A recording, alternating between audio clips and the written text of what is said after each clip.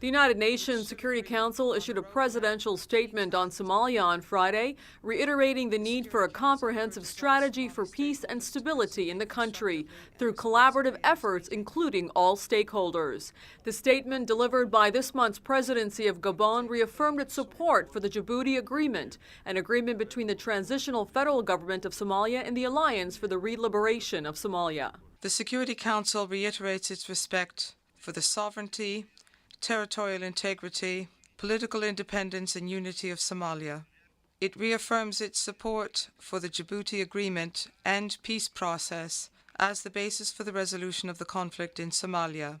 It also reiterates the need for a comprehensive strategy to encourage the establishment of peace and stability in Somalia through the collaborative efforts of all stakeholders. With the newly elected Prime Minister Abdulwali Mohammed Ali, among Somalia's priority tasks are to finalize its constitution and appoint a new cabinet.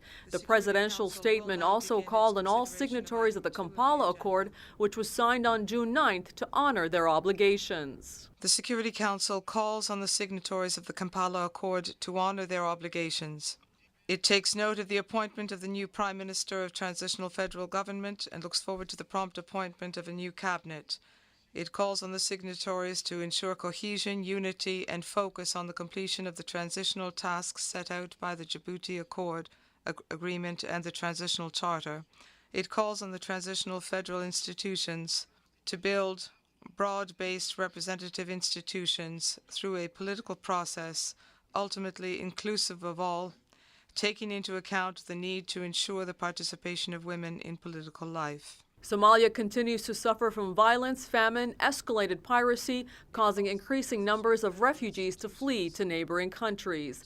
Meanwhile, current President Sharif Sheikh Ahmed's term, as well as that of the Transitional Federal Parliament, was extended for another year beyond the August 2011 deadline, an agreement reached earlier this month.